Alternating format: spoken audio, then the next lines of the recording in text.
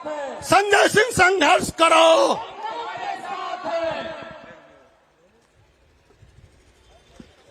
बैठ जाइए सब। सभी साथी बैठ जाइए, सभी लोग मंच पे।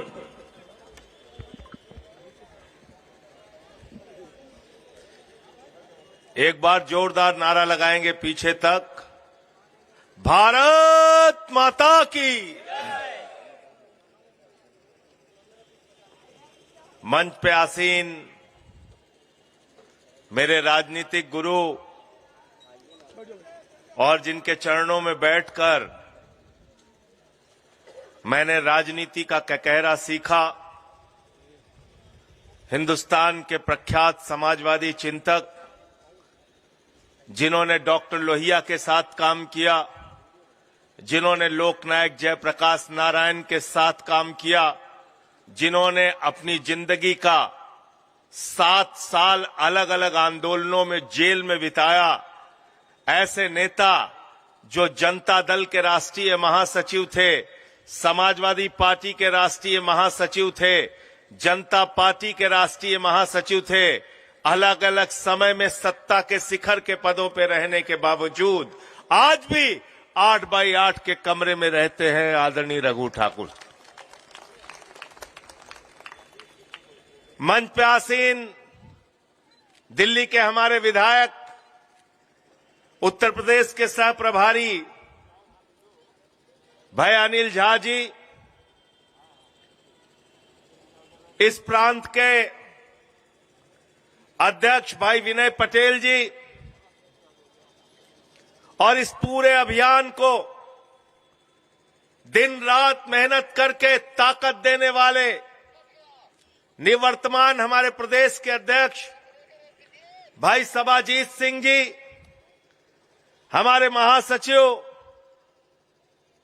भाई दिनेश पटेल जी, पूर्वांचल प्रांत के अध्यक्ष हमारे साथी राजेश यादव जी,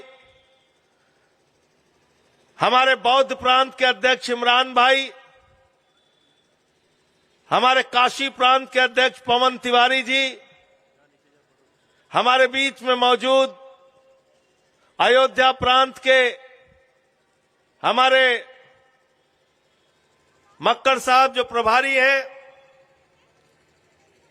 और हमारे पूर्वांचल प्रांत के प्रभारी अनुराग मिश्रा जी, मैं हमारे फ्रंटल के जो अध्यक्ष हैं जनक प्रसाद जी तिरंगा शाखा के, ओबीसी के अध्यक्ष डॉक्टर छवि यादव जी, महिला शाखा के अध्यक्ष नीलम यादव जी, खेल प्रकोष्ठ के अध्यक्ष मीनाक्षी जी, और बिहार से हमारे बीच में चल के आए प्रदेश के अध्यक्ष राकेश यादव जी, प्रीतपाल जी जो ऑटो सेल के अध्यक्ष हैं, अंसार भाई याकूब भाई जो हमारे चेयरमैन हैं नगर पालिकाओं के, महेंद्र भाई जो शिक्षक प्रकोष्ठ के अध्यक्ष हैं, वीएन खरे जी प्रदेश अध्यक्ष बौद्धिक प्रकोष्ठ के, हमारे इस जिले के अध्यक्ष, और इनके लिए तालियां बजा दीजिए अनिल प्रजापति जी, प्रभारी इस जिले के संजीव भाई, इमरान भाई, संबल शाही, केशव जी बिहार से आए हुए हैं, अभिनव राय जी वहां के सह प्रभारी हैं बिहार के। मैं सबका हृदय से आभारी हूं, अभिनंदन करता हूं सबका। रजत चौरसिया जी हमारे साथी, अंकित परिहार जी, प्रिंस सोनी जी हमारे प्रवक्ता उत्तर प्रदेश के, और किसी का नाम मैं अगर भूल रहा हूं तो मैं माफी चाहता हूं। मेरी जिम्मेदारी है सबके। बंसराज दुबे जी जो कार्यक्रम का संचालन कर रहे हैं, उनके लिए भी जोरदार तालियां बजा दीजिए। आज बहुत तैयारी करके उन्होंने कार्यक्रम का संचालन किया। अंजनी मिश्रा जी हमारे सम प्रकोष्ठ के अध्यक्ष, प्रशांत यादव हमारे प्रवक्ता, और किसी का नाम छूट रहा हो तो माफी चाहता हूं।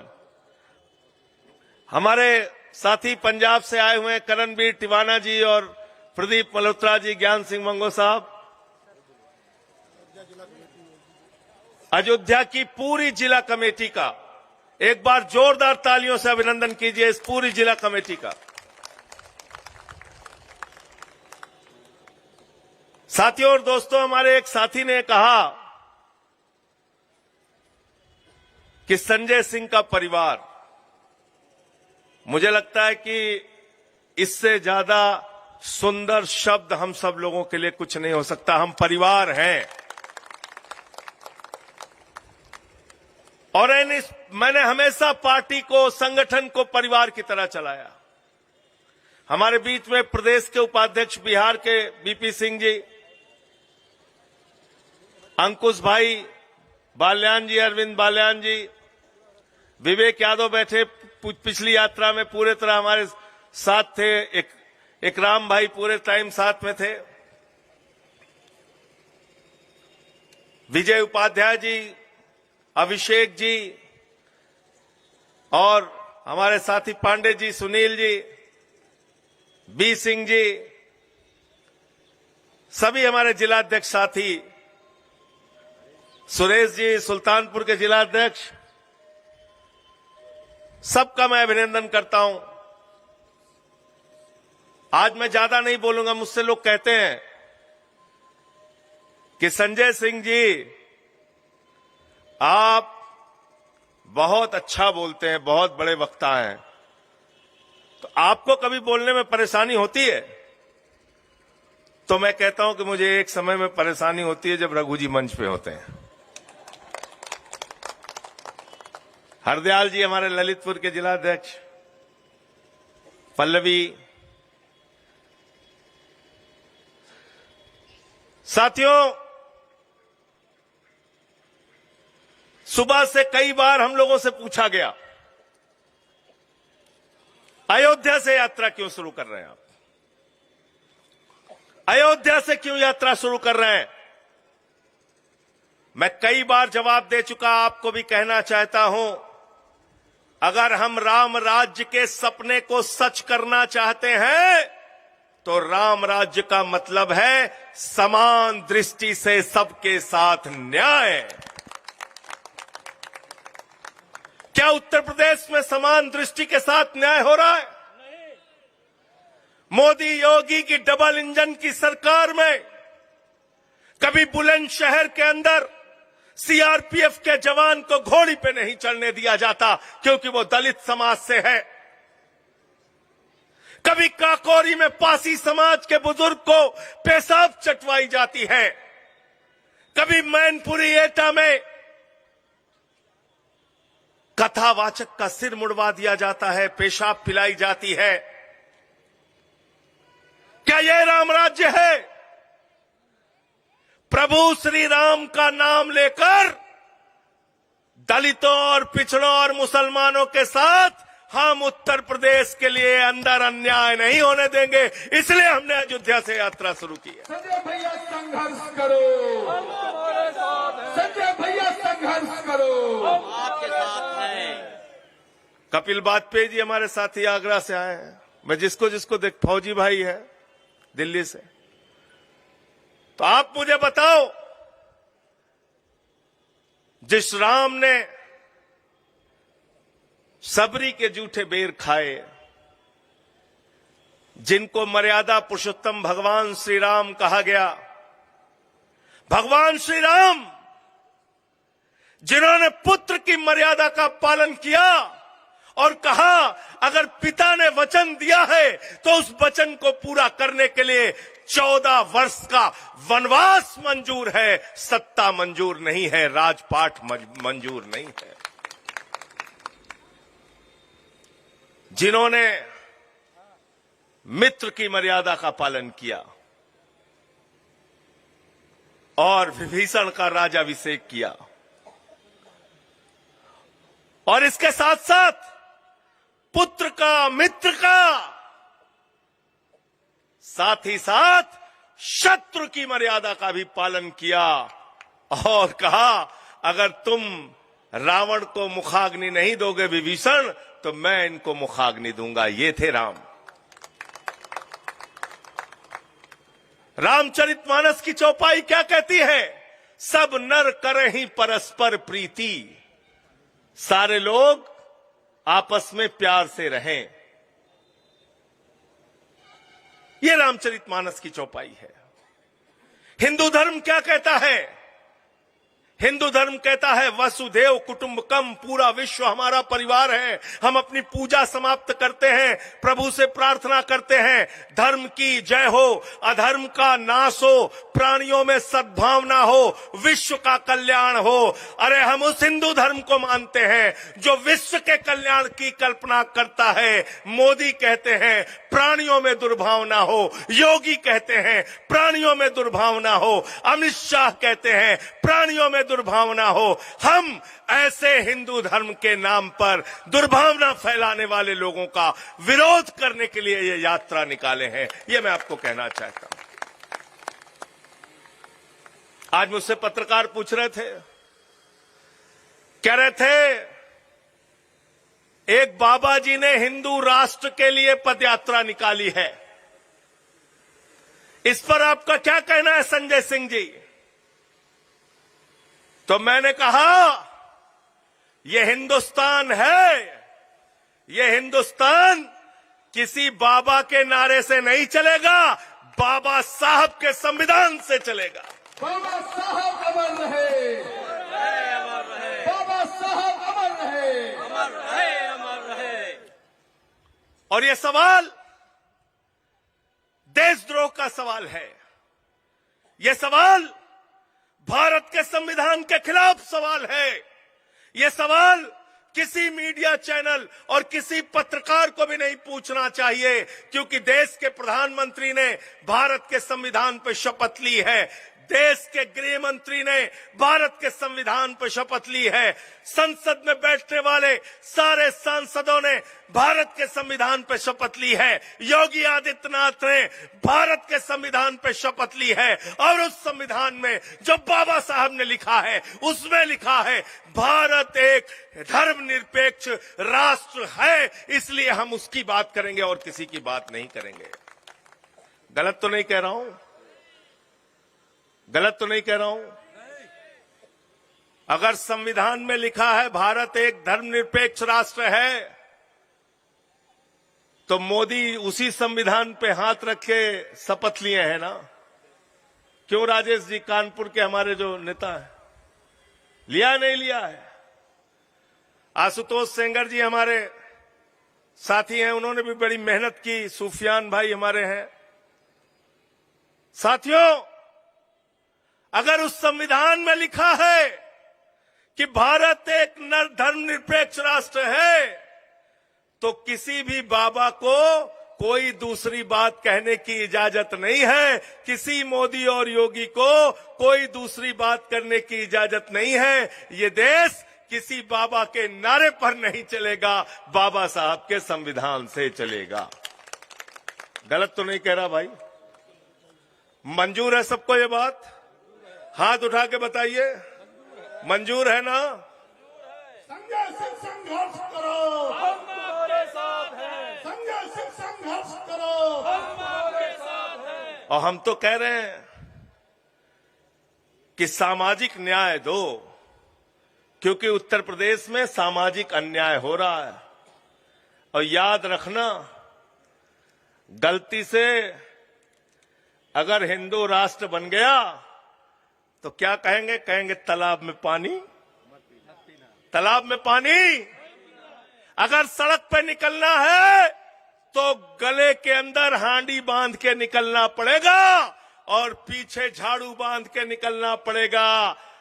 अगर हिंदू राष्ट्र की बात करोगे तो याद कर लेना, ये जो समाज में भेदभाव फैलाने वाले लोग हैं, इन्होंने अभी तो जब इस देश का संविधान चल रहा है, तब ये पासी समाज के एक बुजुर्ग को, 80 साल के बुजुर्ग को मंदिर में पेशाब चटवा रहे हैं। अगर गलती से इनके कल्पना का राज्य बन गया, तब तो किसी का निकलना भी मुश्किल हो जाएगा। इसलिए हमको धर्मनिरपेक्ष राष्ट्र चाहिए। हमको हिंदू, मुस्लिम, सिख, ईसाई, किसी जाति, किसी धर्म के नाम पे राष्ट्र नहीं चाहिए।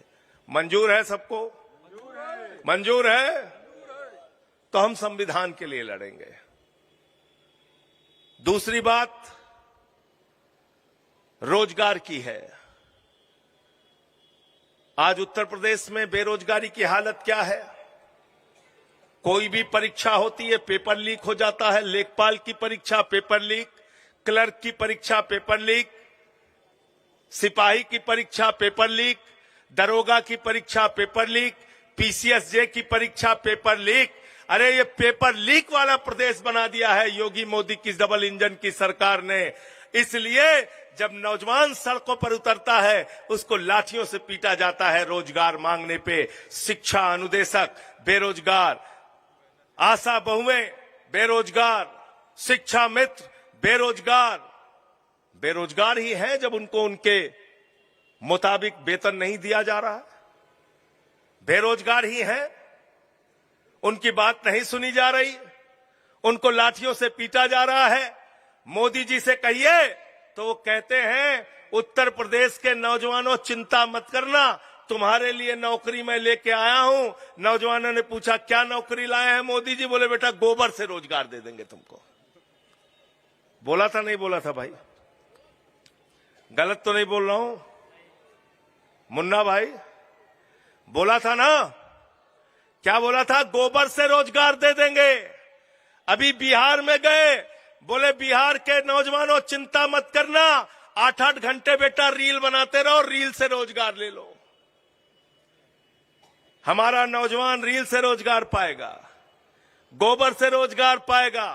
और अमित शाह का बेटा जिसको बल्ला पकड़ना नहीं आता, वो आईसीसी का चेयरमैन बनके और पाकिस्तान से क्रिकेट कराएगा, हजारों करोड़ की कमाई करेगा। ये दोहरी व्यवस्था हम नहीं चाहते हैं। हम चाहते हैं उत्तर प्रदेश के नौजवानों को रोजगार दिया जाए। तो दूसरी लड़ाई हमारी इस बात को लेके है। रोजगार चाहिए कि नहीं चाहिए भाई? कृषि क्षेत्र में बेरोजगारी, सूक्ष्म लघु कुटीर उद्योग, बुनकर समाज, वहां पे बेरोजगारी। अब बातें बड़ी बड़ी करेंगे। हम कह रहे हैं नौकरी चाहिए, कह रहे हैं वंदे मातरम गाइए। हम कह रहे भैया लाइट गई, 8-8 घंटे लाइट नहीं आती, मच्छर काटते बच्चों को, तो कहते वंदे मातरम गाइए। तो हमने कहा अरे सरकारी स्कूल तो बाबा जी आपने बंद कर दिया, वंदे मातरम कहां गाए? तो कहते हैं बेटा नमक रोटी खा लो बच्चे मिड डे मील में। कह रहे वंदे मातरम गाइए। अब ये नकली बातें नहीं चाहिए। बैठ जाइए सब लोग, थोड़ी देर बैठ जाओ, बैठ जाओ सब लोग, बैठ जाओ, बैठ जाओ, बैठ जाइए, बैठ जाइए सब लोग, बैठ जाइए। ये हमारे लखनऊ के साथी एरम रिजवी जी जिलाध्यक्ष जी के साथ आए हैं। सब लोग बैठ जाइए, आप लोग बैठ जाइए। अब अपनी बात में कह लूं, बस बैठ जाइए। जब आप कहिए नौकरी चाहिए तो कहते वंदे मातरम गाओ। जब आप कहिए किसान को फसल का दाम चाहिए तो कहते भारत माता की जय, जय श्री राम। अब इन नारों के पीछे हम तुमको छुपने नहीं देंगे। अब साथ साथ नारा लगेगा। तुम भारत माता की जय कहोगे, हम भी भारत माता की जय कहेंगे और तुमसे सवाल पूछेंगे कि भारत माता की रक्षा करने के लिए जो सेना के हमारे जवान थे, उस सेना को तुमने 4 साल के ठेके पर क्यों रखा? इसका जवाब दो। अग्निवीर योजना कब बंद करोगे? गलत तो नहीं कह रहा हूं? और साथ में भारत माता की जय लगाएंगे हम भी। तुम भारत माता की जय लगाओगे तो हम आपसे सवाल पूछेंगे। तुमने रेल, तुमने सेल, तुमने कोयला, तुमने गैस, तुमने बिजली, तुमने पानी, तुमने सी पोर्ट, तुमने एयरपोर्ट, तुमने आकाश से लेकर पाताल तक अपने दोस्त अडानी को क्यों बेचा? तुम भारत की संपत्तियां बेच रहे हो, भारत माता की संपत्तियां बेच रहे हो, इन लुटेरों के हाथों में बेच रहे हो। ये लूट हम होने नहीं देंगे। भारत माता की जय तुमको नकली तरीके से लगाने। संजय भैया जिंदाबाद। संजय भैया संघर्ष करो। आपके साथ है। तुम भारत माता की जय लगाओगे, हम भी तुम्हारे साथ भारत माता की जय लगाएंगे। लेकिन तुमसे सवाल पूछेंगे कि तुमने 10,000 करोड़ रुपए विजय माल्या से डकैती क्यों कराई? हमारे पैसे की 20,000 करोड़ रुपए बैंकों का क्यों लुटवाया? 3,000 करोड़ रुपए ललित मोदी से हमारा क्यों लुटवाया? इन सवालों का जवाब दो। अरे बेईमानो, भारत माता को लूटते हो और भारत माता की जय लगाते हो। हम सच्चे हिंदुस्तानी हैं, हम भारत माता की जय लगाते हैं और तुम्हारी लूटखोरी के खिलाफ लड़ते हैं। ये फर्क है। अब वंदे मातरम हम बाबा जी से कह रहे हैं, हम 100 लड़के तैयार कर लेंगे। लेकिन भाई अब की चलो वंदे मातरम हम लोग गाएंगे, योगी जी भी चले, मोदी जी भी चले, अमित शाह भी चले। हमको पहलगाम का बदला लेना है जो 26 बहनों के माथे के सिंदूर उजाड़े गए हैं। 100 लोग तो मैं ले चलूंगा और वहीं वंदे मातरम गाएंगे। चलो, इन नारों के पीछे छिपने का काम करते हो, अपने गुनाहों को छिपाने का काम करते हो, अपने पापों को छिपाने का काम करते हो। यह व्यवस्था अब नहीं चलेगी। उत्तर प्रदेश में आम आदमी पार्टी ने शुरुआत कर दी है, अयोध्या नगरी से शुरुआत कर दी है। और ये पूछना बंद करो कि अयोध्या से क्यों शुरुआत की। अयोध्या किसी के बाप की नहीं है, अयोध्या हम सब की है। संजय भैया संघर्ष करो। संजय भैया जिंदाबाद। जिंदाबाद जिंदाबाद आम आदमी पार्टी जिंदाबाद। जिंदाबाद जिंदाबाद। अभी तो ये शुरुआत है। ऐसी 8 पदयात्राएं अलग अलग जोन के अंदर होंगी और उस सब में आप लोगों को आह्वान करना है, इनको भागने मत देना, लुटेरों को रोजगार दो, सामाजिक न्याय। तैयार हो सब लोग? हाथ उठा के बताइए पीछे तक। तैयार है ना? तैयार हैं? तो अब मैं आपका ज्यादा समय नहीं लूंगा। जिनको सुनने के लिए आप सब लोग बैठे हैं, ध्यान से सुनिएगा भी, और कोई बात महत्वपूर्ण लगे तो उसको लिख भी लेना। हमारा पार्षद साथी मुकेश भी आया है दिल्ली से, राधे श्याम जी भी हैं जो चेयरमैन थे कमेटी के, जिनका नाम मैं नहीं ले पा रहा हूं, उनसे सबसे क्षमा चाहते हुए पूरे आदर और सम्मान के साथ हिंदुस्तान के प्रख्यात समाजवादी नेता डॉक्टर लोहिया से लेकर तमाम समाजवादी नेताओं के साथ जिन्होंने कंधे से कंधा मिलाकर काम किया, लोकतांत्रिक समाजवादी पार्टी के संरक्षक आदरणीय रघु ठाकुर जी को, जो मेरे राजनीतिक गुरु भी हैं, पूरे आदर और सम्मान के साथ मैं उनको आमंत्रित करता हूं। अपने अपने स्थानों पर खड़े होकर एक बार जोरदार तालियों से उनका स्वागत कीजिए। आदरणीय रघु ठाकुर जी। रघु ठाकुर जिंदाबाद। जिंदाबाद। रघु ठाकुर जिंदाबाद।